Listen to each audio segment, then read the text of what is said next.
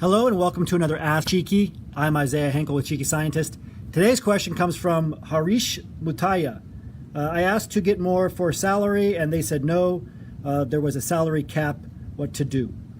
Great question, Harish. This is a question that we get a lot, and there's lots of variations of this type of negotiation strategy. This is a strategy that employers will essentially deploy against you. They'll say, there's nothing we can do to increase your salary. They'll say something firm such as there is a salary cap for this position. They'll say that there's no budget to increase your salary or it's just not possible. In general, they'll say something firm. First of all, realize that everything is negotiable. Your salary, no matter where you're going to work, is negotiable.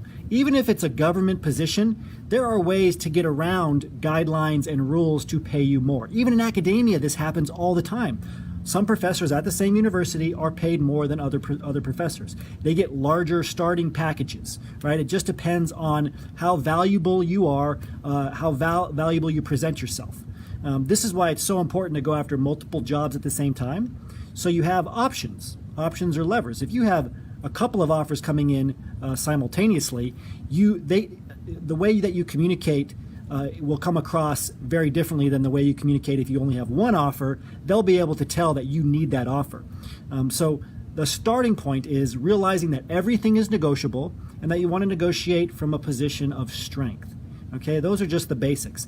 Now, if a company comes back with a very firm reason why they can't increase your salary, then you have to look at your walkaway number.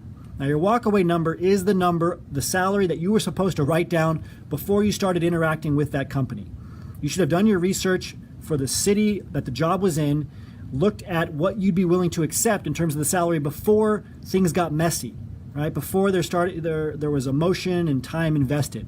Because we do something as humans where after we talk to somebody for a while and go through the job search process with the company, go out for a site visit, develop even the beginnings of a relationship with these people professionally, we'll start to make concessions. We'll say, well, I don't want to start all over. I've invested too much time, or I've invested too much emotional energy, or I like this person. So you'll start to make concessions and say, well, I don't need to, I'm willing to accept a lower salary just so I can get this over with. You don't want to do that. You want to write down your walkaway number logically first.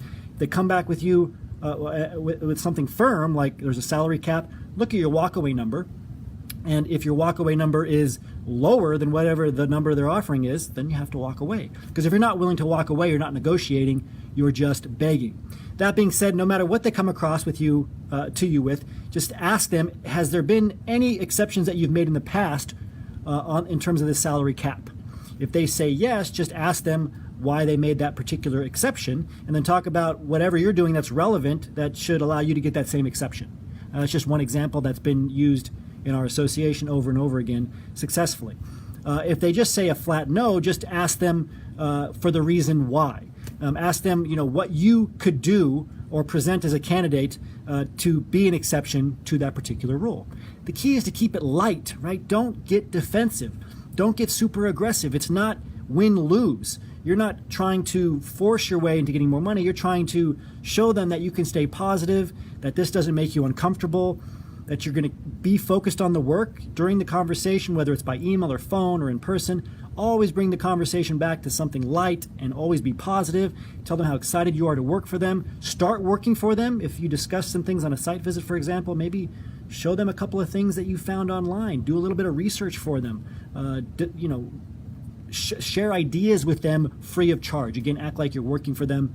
Keep that at the top of their mind at all times. This will get you started. If you want to learn more about this, you can go to our blog, cheekyscientist.com/blog. Look at the negotiation articles. They'll walk you through step by step how to negotiate, even if they come back with something firm like there's a salary cap. There always is exceptions. Everything is negotiable. As always, remember your value as a PhD and start thinking and acting like a successful industry professional.